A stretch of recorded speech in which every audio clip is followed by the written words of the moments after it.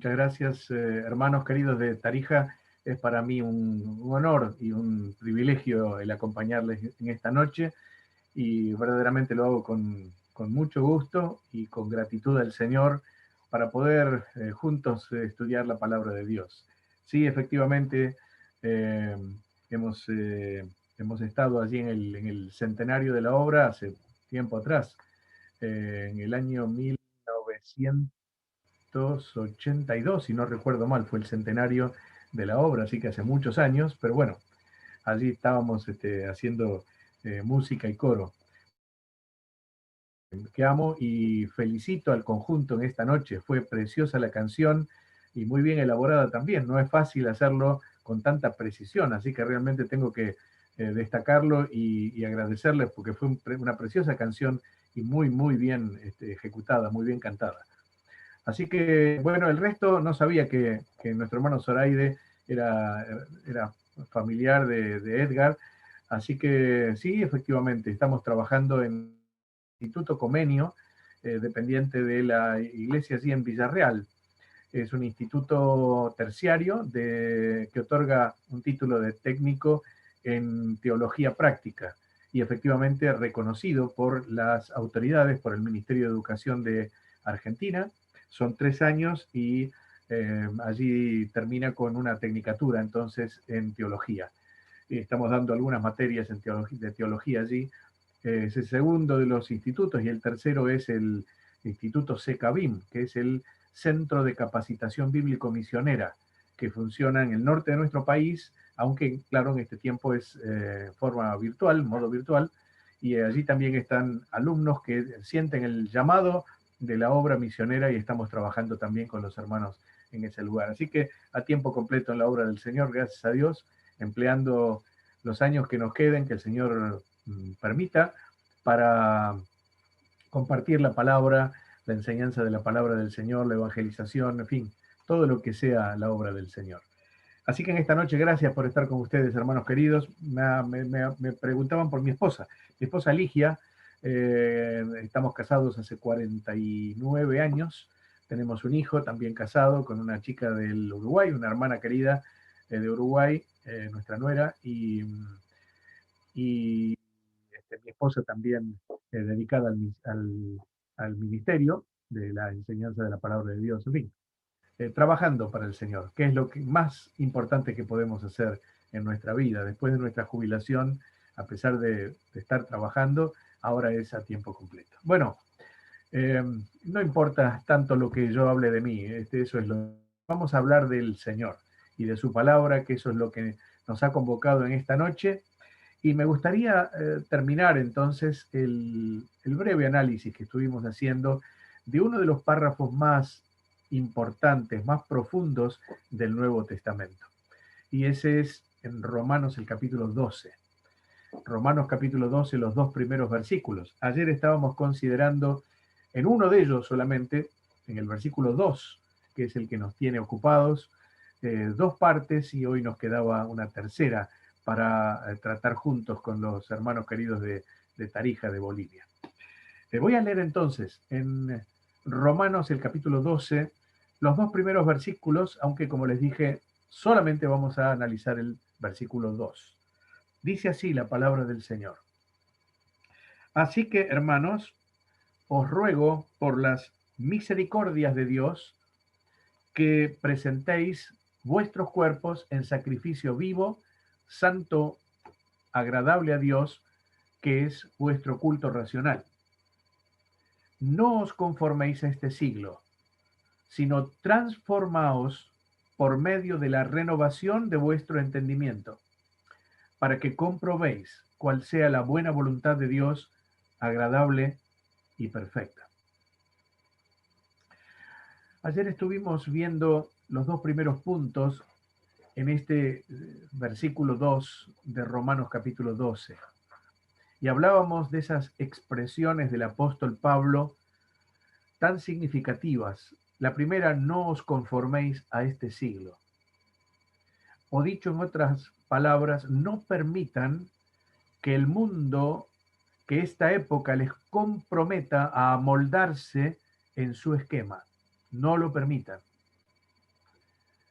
La segunda de las expresiones en este versículo es la que dice: transformaos por medio de la renovación de vuestro entendimiento. Dicho de otra forma, permitid ser transformados por un continuo proceso de renovación de vuestra mente. Permitid ser transformados por un continuo proceso de renovación de vuestra mente. Pero nuestro versículo concluye con un resultado. Cuando en la vida del creyente hay un rechazo a esa conformidad a la época que vivimos, a las cosas del mundo, a la forma de ser del mundo, de pensar, de andar, de vestir, de comprometerse con las cosas de abajo, cuando el creyente rechaza esa conformidad, cuando el creyente vive una vida de transformación, permitiendo que el Espíritu de Dios cambie nuestra forma de pensar, renueve nuestra forma de pensar a través de la palabra, a través de la experiencia cristiana, a través de la acción del Espíritu Santo, entonces hay un resultado. Y el resultado es cómo termina este versículo. Dice: para que comprobéis cuál sea la buena voluntad de Dios, agradable y perfecta. Este final de versículo podríamos leerlo así: para que podáis discernir. Esa es la palabra. Es decir, comprender, entender cabalmente, comprobar, experimentar cuál sea la voluntad de Dios, buena, agradable y perfecta. Comprobar la voluntad de Dios. ¿Qué es la voluntad de Dios? ¿Qué significa la voluntad de Dios? Probablemente uno de los temas que más nos preocupa entender en la vida cristiana. ¿Cómo entender la voluntad de Dios? En cualquier época de la vida cristiana, en cualquier tiempo de la vida cristiana. No solamente para los jóvenes, para toda edad. ¿Qué es entonces la voluntad de Dios? Déjeme decirle, hermano, hermana, que la voluntad de Dios es el ejercicio de su soberanía en todo lugar, en todo tiempo y sobre todo lo creado. Una forma de describir, tal vez no de definir y menos exhaustivamente, pero en todo caso de definir lo que es la voluntad de Dios, el ejercicio de su soberanía en todo lugar, en todo tiempo y sobre todo lo creado. En Daniel capítulo 4 y versículo 35, y son palabras de un rey pagano, tal vez convertido, no lo sabemos bien, Nabucodonosor, dice: él hace según su voluntad en el ejército del cielo y en los habitantes de la tierra, y no hay quien detenga su mano ni le diga: ¿qué haces? Usted recuerda cuando el Señor enseñaba su oración modelo y el Señor decía: Padre, sea hecha tu voluntad como en el cielo, así también en la tierra. La voluntad de Dios es la que determina entonces todo lo que sucede. Es la voluntad decretiva de Dios. O bien permite todo lo que sucede. Y entonces es la voluntad permisiva de Dios. Y las dos funcionan al mismo tiempo. Sería muy interesante estudiar esto. No lo vamos a hacer en esta noche. El ejercicio de su voluntad es sin duda perfecto, pero muchas veces el hombre hace lo que está fuera de los principios de Dios y Dios permite que eso suceda. En el creyente, la voluntad de Dios es aquello que ha determinado su salvación. Leo en Efesios capítulo 1 y versículo 5. Dice: en amor, habiéndonos predestinado para ser adoptados hijos suyos por medio de Jesucristo, y note lo que dice: según el puro afecto de su voluntad. En el versículo 11 agrega algo más, dice: en él, en Cristo, asimismo tuvimos herencia, habiendo sido predestinados conforme al propósito del que hace todas las cosas según el designio de su voluntad.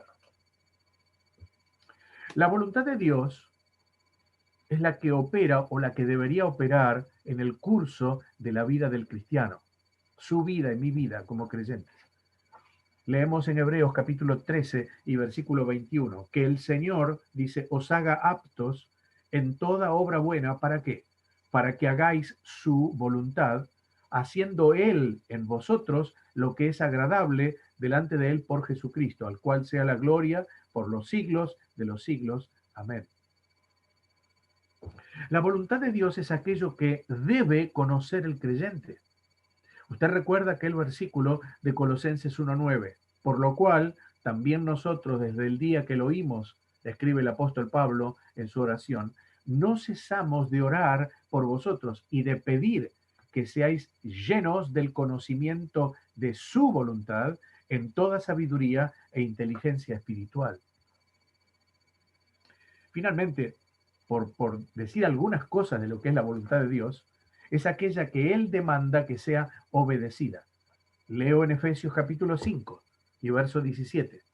Por tanto, no seáis insensatos, sino entendidos de cuál sea la voluntad del Señor.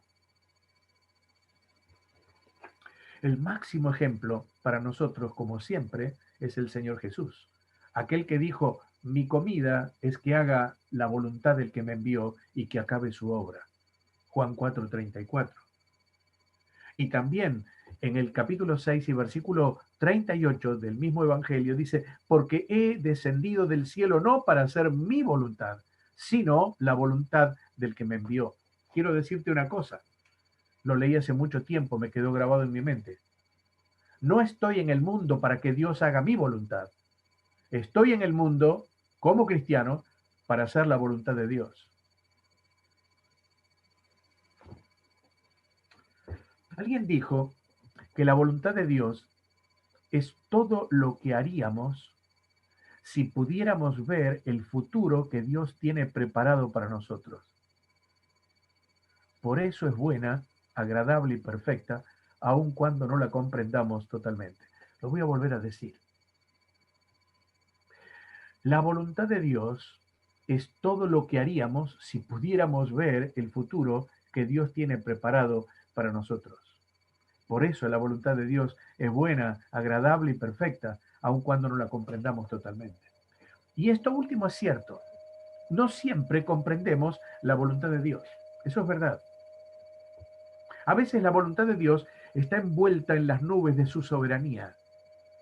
A veces no entendemos por qué suceden algunas cosas en nuestro mundo. Por ejemplo, sin ir más lejos, lo que está sucediendo con esta horrible pandemia. Hoy nos enterábamos o ayer, de un matrimonio, 60 años, 60 y pocos años. Fallece el marido hace 3 días atrás, ayer falleció la esposa, muy conocidos de nosotros. Y como esto se repite permanentemente, lamentablemente es así. A veces no entendemos por qué suceden estas cosas, pero solo sabemos que Dios lo ha permitido.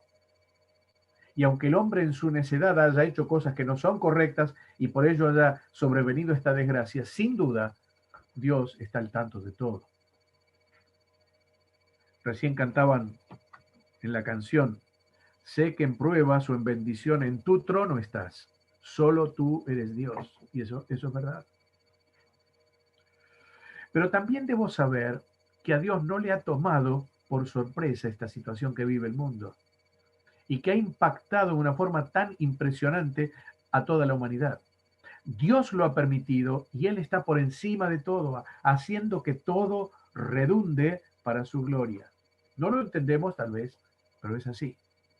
La Biblia dice, hay un versículo extraordinario en Romanos 11:36. Dice, porque de Él y por Él y para Él son todas las cosas. A Él sea la gloria. Es decir, todas las cosas tienen su origen en Él. Todas las cosas subsisten por medio de Él. Y todas las cosas van hacia Él. Cuando dice, para Él son todas las cosas, dice, todas las cosas van hacia Él. Eso es lo que dice el original. Pero tampoco entendemos, hermanos, por qué Dios permite cosas en nuestra vida como creyentes.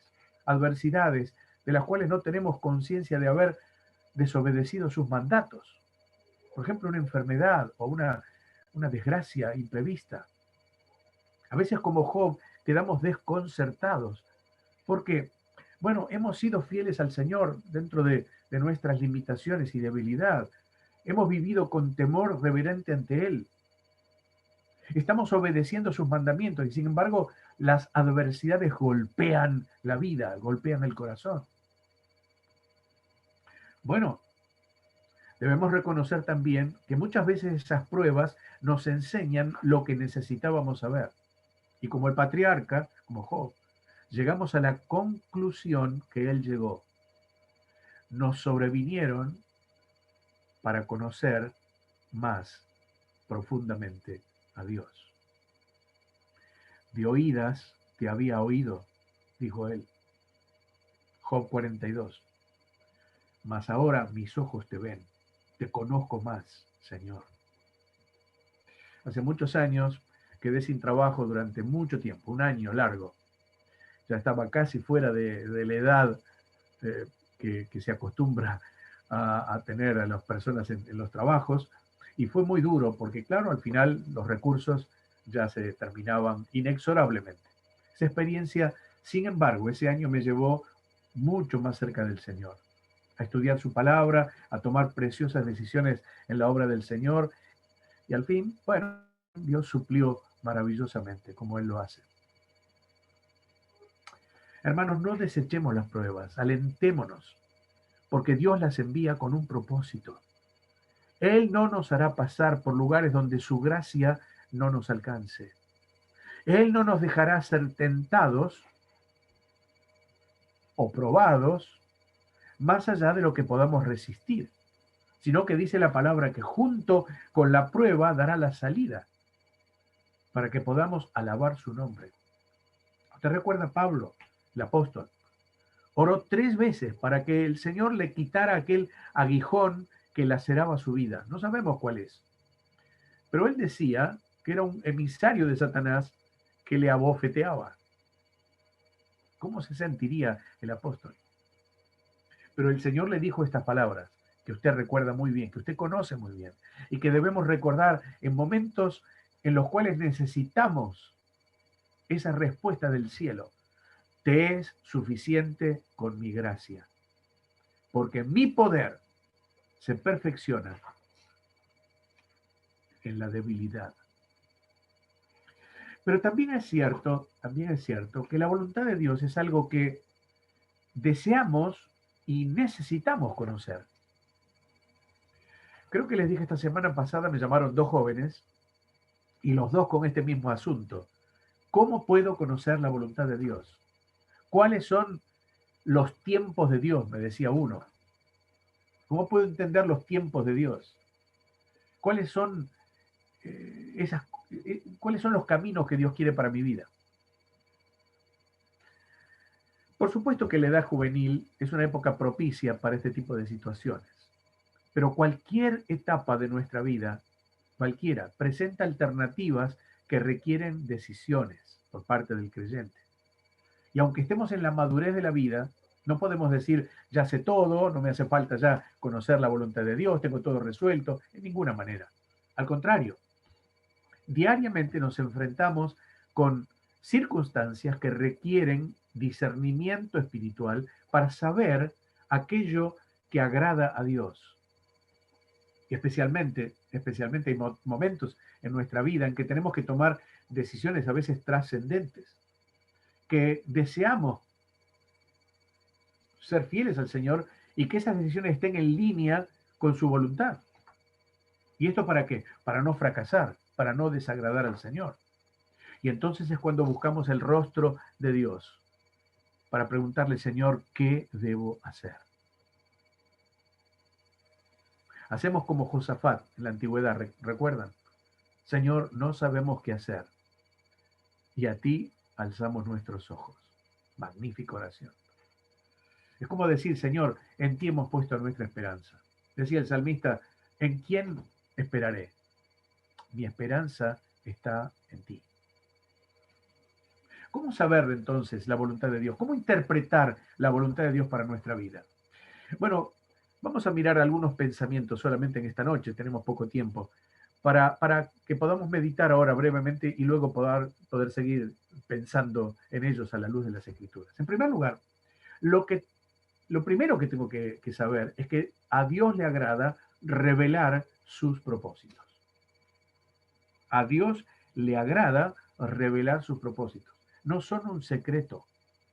El Señor nos dice claramente en el Salmo 32, verso 8, te haré entender y te enseñaré el camino en que debes andar. Sobre ti fijaré mis ojos. En otras palabras, voy a darte buenos consejos y voy a cuidar de ti. El Señor no quiere que ni usted ni yo, ni vos ni yo, andemos por la vida con ojos vendados. Quiere mostrarnos su voluntad, quiere guiarnos en el camino, quiere que conozcamos cuáles son sus planes para nuestra vida.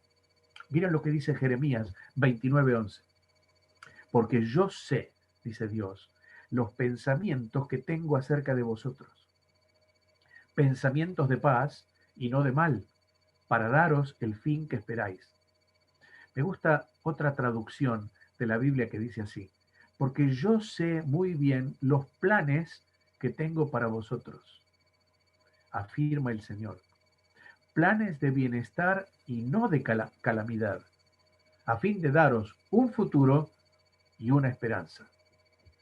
Y entonces sigue diciendo el autor Jeremías, el profeta, dice, entonces me invocaréis, es palabra de Dios, obviamente, y vendréis y oraréis a mí, y yo os oiré, y me buscaréis y me hallaréis, porque me buscaréis de todo vuestro corazón.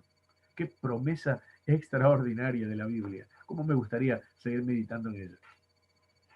Lo segundo es que para que Dios me muestre su voluntad, yo debo vivir cerca de Él, en comunión estrecha con Él, en sintonía con Dios.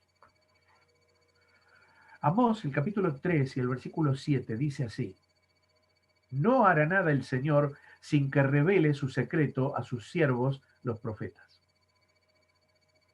David añade en el Salmo 51 y versículo 6, de aquí tú amas la verdad en lo íntimo y en lo secreto me has hecho conocer o comprender sabiduría. Jeremías en el capítulo 23, versículo 18, dice, ¿quién estuvo en el secreto del Señor y vio y oyó su palabra? ¿Quién estuvo atento a su palabra y la oyó? ¿Quién? Ahora, esto requiere de nuestra parte una total rendición a Él. ¿Qué quiero decir con esto? Rendirse a Dios es reconocerle como el Señor de la vida. Rendirse es decir como David dijo en el Salmo 143:8, hazme oír por la mañana tu misericordia, porque en ti he confiado. Hazme saber el camino por donde yo ande, porque a ti he alzado mi alma. Rendirse a Dios es decirle como Pablo, Señor, ¿qué quieres que yo haga? Rendirse a Dios es decir como Jesús, Padre, no se haga mi voluntad, sino la tuya. La tercera cosa es que debo estar dispuesto a aceptar la voluntad de Dios, cualquiera sea para mi vida. Ajá, esto es difícil, esto es complejo. Esta es una decisión trascendente que requiere de confianza absoluta en el Señor. Decía un joven, temo entregar mi vida al Señor porque no estoy seguro de lo que Él me obligará a hacer. Después de muchos años de vida cristiana, podemos decir, queridos hermanos, con gozosa humildad, que la voluntad de Dios siempre, siempre, siempre ha sido buena, agradable y perfecta. Dice la Biblia, fíate de Jehová de todo tu corazón. Confía en Él de todo tu corazón. y no te apoyes en tu propia prudencia. Reconócelo en todos tus caminos y Él enderezará tus veredas. Cuando entiendo qué es la voluntad de Dios para mi vida, aunque no coincida con mis pensamientos o con mis deseos, debo rendir las gracias al Señor. Debo reconocer que Él sabe más que yo. Y además debo reconocer que Él me ama. Por lo tanto, todo lo que permite mi vida, todo, sin excepción, es para mi bien. Dice Romanos capítulo 8 y versículo 28. Sabemos que a los que aman a Dios, todas las cosas les ayudan a bien. Déjeme leerle o decirle algo que escribe Charles Swindoll, ese gran escritor de libros que tantas veces hemos leído. Los caminos del Señor, dice él, son siempre correctos. No siempre nos parecen lógicos. En realidad, son a menudo misteriosos. Rara vez pueden ser explicados y no siempre son agradables y divertidos. Pero he vivido, dice él, lo suficiente como para darme cuenta que sus caminos son siempre correctos. Testimonio de un hombre ya maduro, que ha vivido su vida y que ha comprobado que aunque muchas veces el Señor nos tiene que decir como a Pedro, lo que yo hago no lo entiendes ahora, mas lo entenderás después, uno llega muchas veces a ese convencimiento. Los caminos, o en todo caso, no muchas veces, siempre, siempre, absolutamente siempre. Los caminos del Señor, la voluntad del Señor siempre es perfecta para nuestra vida. La cuarta cosa es que Dios es claro en hacer conocer su voluntad. Usted me dirá, ¿está seguro de lo que me está diciendo? Sí. Muchas veces vemos en la Biblia cómo Dios mostró su voluntad en una forma explícita. Por ejemplo, a Noé le dijo, hazte un arca. A Abraham le dijo, sal de tu tierra, a la tierra que yo te daré.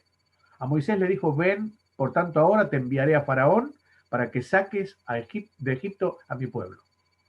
Y así con tantos que el Señor le mostró su voluntad en forma absolutamente explícita. Era tan clara la voz de Dios que ellos tenían solamente dos caminos: obedecerla o desobedecerla. A veces, como en el caso de Gedeón, Dios le mostró la voluntad, diríamos, al derecho y al revés, para confirmar la voluntad de Dios. Y Gedeón no tuvo ninguna duda después de lo que tenía que hacer. Pero muchas veces nosotros quisiéramos oír una voz del cielo que nos dijera, haz esto, o no lo hagas.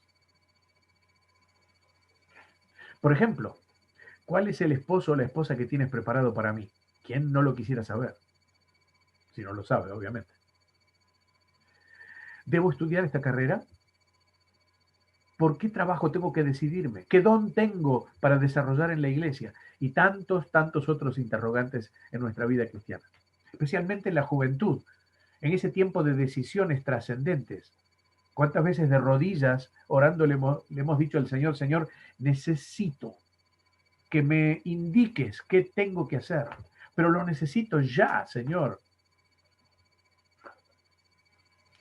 Y no es fácil esperar para conocer la voluntad de Dios, pero necesitamos conocerla. Pablo dice en Efesios 5:17, otra vez, lo repito, no seáis insensatos, sino entendidos de cuál sea la voluntad de Dios. En otras palabras, no actúen tontamente, imprudentemente, sino traten de entender la voluntad de Dios. Y entonces, ¿qué hacer? ¿Qué hacer? La Biblia contiene la voluntad de Dios, pero muchas veces es revelada no explícitamente, sino implícitamente. La Biblia contiene mandamientos claros que solo requieren obediencia de nuestra parte. Pensemos, por ejemplo, 1 Tesalonicenses 4:3. La voluntad de Dios es vuestra santificación, que os apartéis de fornicación. ¿Alguna duda? ¿Verdad que no? Pero la Biblia no tiene listas explícitas de cosas que debo hacer, lugares donde tengo o no tengo que concurrir, respuestas a todas nuestras dudas, inquietudes, etc. Pero si leo la Biblia, voy a conocer cómo Dios piensa, qué cosas le agradan y qué cosas no. ¿Cuál es su modo de pensar y de obrar? ¿Qué demanda de cada uno de sus hijos? Y entonces, como conclusión, esto toma tiempo, ciertamente.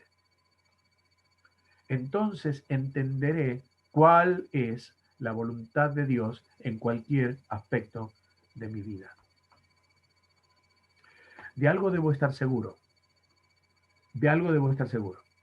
Que su voluntad nunca, nunca será contraria a lo que su palabra dice.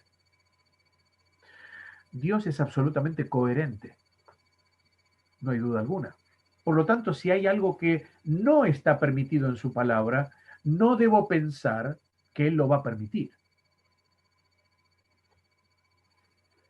Pablo le escribe a Timoteo, su hijo en la fe, y le dice en la segunda epístola, capítulo 3 y versículo 15, dice, desde la niñez has sabido las sagradas escrituras, las cuales te pueden hacer sabio para la salvación por la fe que es en Cristo Jesús.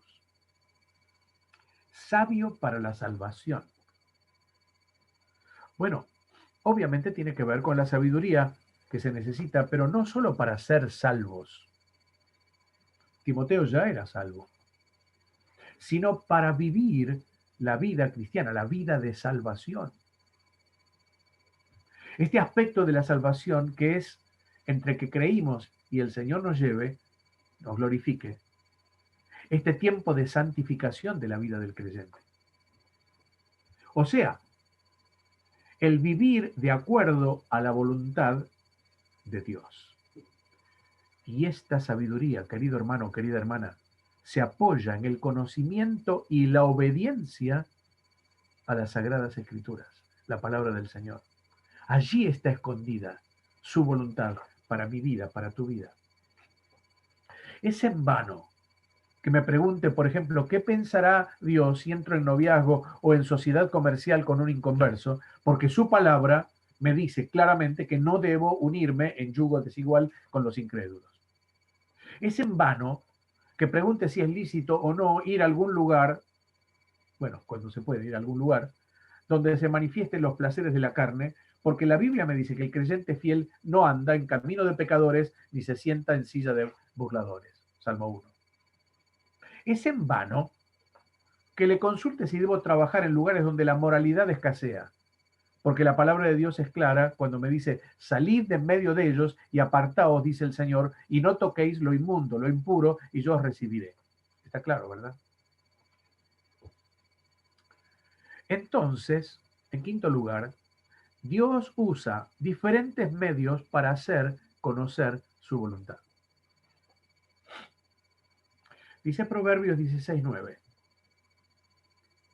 El corazón del hombre piensa su camino, mas Jehová endereza sus pasos. Dicho de otra manera, el hombre proyecta su camino, pero el Señor dirige sus pasos.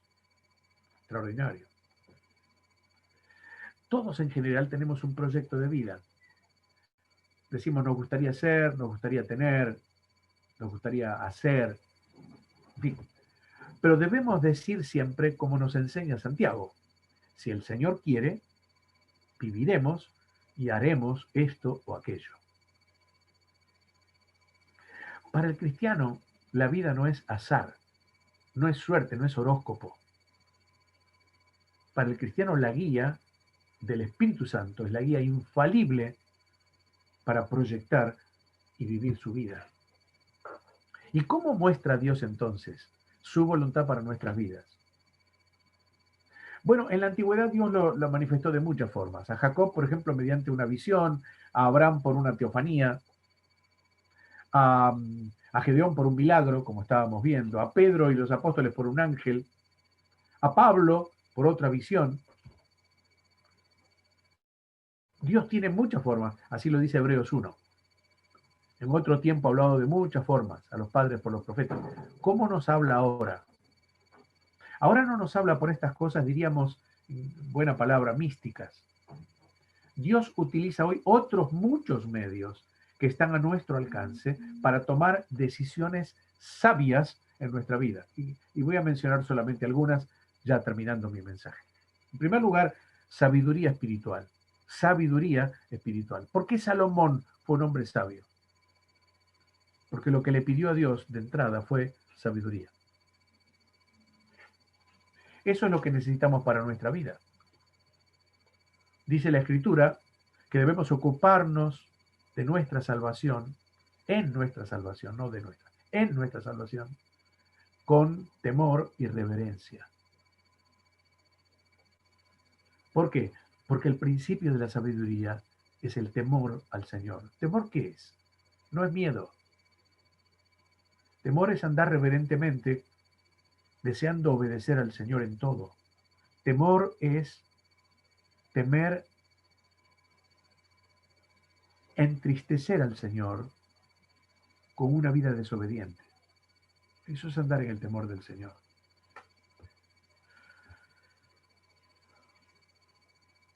Algunas versiones traducen este versículo nuestro, versículo 2 de Romanos 12, así: que podáis comprender la voluntad de Dios, que es lo bueno, lo agradable y lo perfecto. Es que hacer la voluntad de Dios se transforma en algo bueno, aquello que Dios quiere para mi vida y que está de acuerdo a sus mandatos. En algo agradable, es decir, aquello que satisface a Dios, que honra su nombre, que hace como dice número 6, ¿se acuerda? 24, que resplandezca el rostro del Señor. Quiere decir, dijo alguien, es como si Dios sonriera por aquello que uno hace. Lo que el Señor dijo de su Hijo: tengo en él mi complacencia. ¿Estás complaciendo a Dios en todo en tu vida? Pero además dice que es algo perfecto. Es decir, aquello que me lleva a la madurez espiritual en la vida. Eso es sabiduría. La otra cosa es, por supuesto, la palabra de Dios. Ya hablamos de eso. Lámpara es a mis pies, decía el salmista, tu palabra, y lumbrera a mi camino. Y en el versículo 165 de ese salmo monumental dedicado a la palabra de Dios, dice: mucha paz. Mira, hermano, mucha paz tienen los que aman tu ley, y no hay para ellos tropiezo.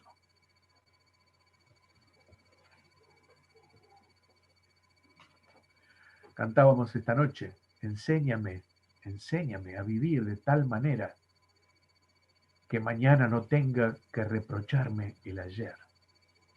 Enséñame.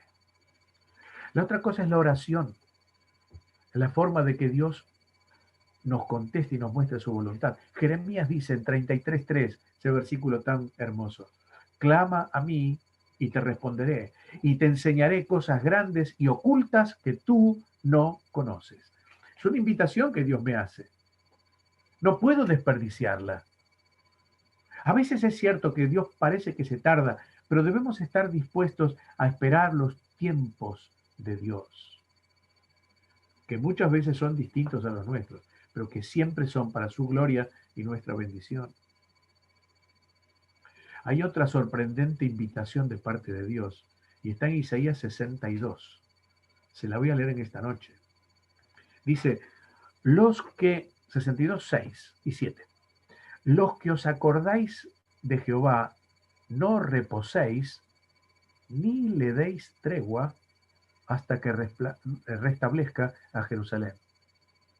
Yo cuando leí este versículo, lo leí varias veces hace años, y empecé a estudiar, a ver si realmente era lo que yo estaba leyendo. Porque es algo así como lo que está diciendo: no reposéis ni le deis tregua. Hay una versión que nos parece inclusive más osada que esta expresión: no se queden callados, no le den a Dios ni un minuto de descanso. Hermanos, yo no estoy inventando la palabra, está en la palabra. no reposéis ni le deis tregua al Señor hasta que conteste. ¿Se acuerda aquella viuda de Lucas 18 que llamaba hasta que el juez le hizo justicia? Y dice, ¿y no hará Dios, que es justo, más que ese juez? Esto nos recuerda aquello de Napoleón. Napoleón una vez fue entrevistado por uno de sus subalternos, un soldado, y le pidió un permiso demasiado especial, con temor, por supuesto, a que el corso se enojara y lo castigara. Sorprendido, oyó al corso decir, su pedido me honra, y se lo concedió.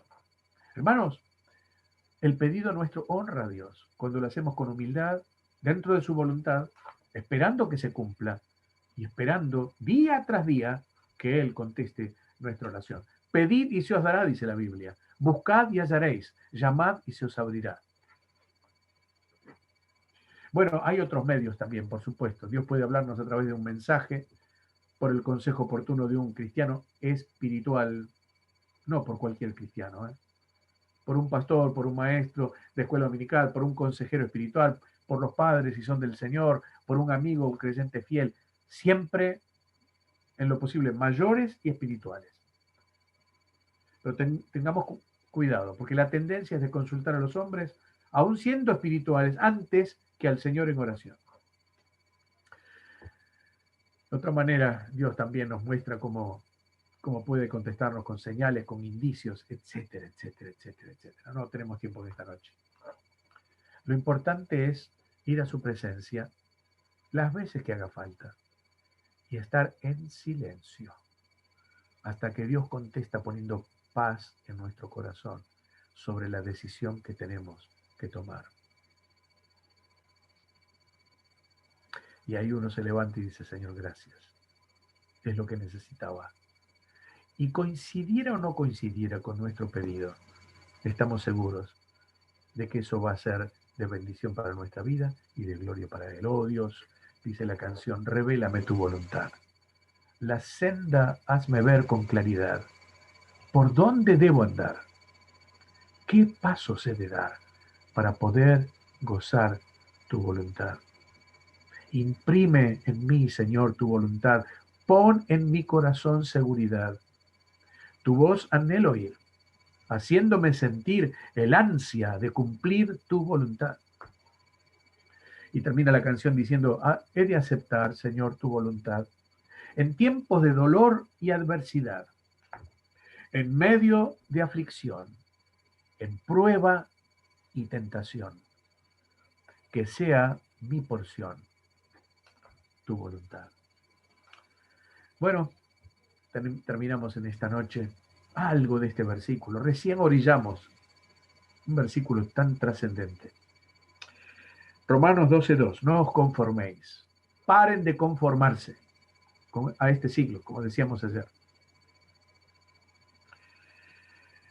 Transformaos por medio de la renovación de vuestro entendimiento, o dejaos transformar.